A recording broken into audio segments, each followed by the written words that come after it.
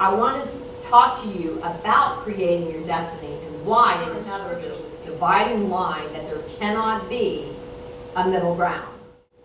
And what I do know is that what we know to be the Bible is not the only truth. Not questioning its truth, I'm just questioning, telling you that there's more than what we have.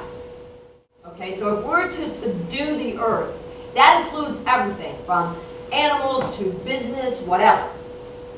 Then, because I kept saying the same thing.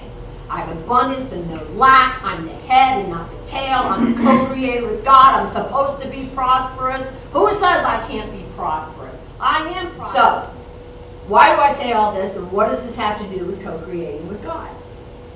Well, I told you how I worked it on the positive. Now let me tell you how I worked it on the negative. Because you got to see both sides, right? Long story short, my business starts suffering, and I'm struggling financially. Now I start struggling financially, and I'm between a rock and a hard place. I got a mother dying that I can't do anything about. I need to see my mom. And I got a business that's dying. And all of a sudden, fear starts coming in. You're going down. You're going down. You better hurry up and get rid of this house. Put this house up for sale. Now, I start planning for lack. Not for prosperity. I wasn't feeding myself anymore how to make abundance and bring abundance. Fear got into my head and I started feeding it. Started feeding that giant called fear. Death and life are in the power of the tongue, and they that love it will eat its fruit. You love poverty, you'll eat it. You'll live with it. You'll choke on it. You love abundance?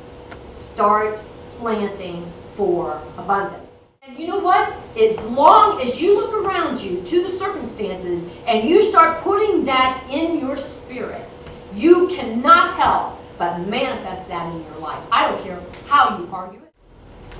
So, are we co-creating? What are we co-creating? Are we creating a life of abundance, a life of health, a life of prosperity, a life of joy, or are we tying our wagon up with everybody else and going down with a sinking Titanic? Not me.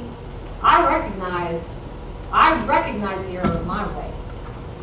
I don't know about the rest of you, but I plan on going up and forward. Amen? Y'all born with me? All right.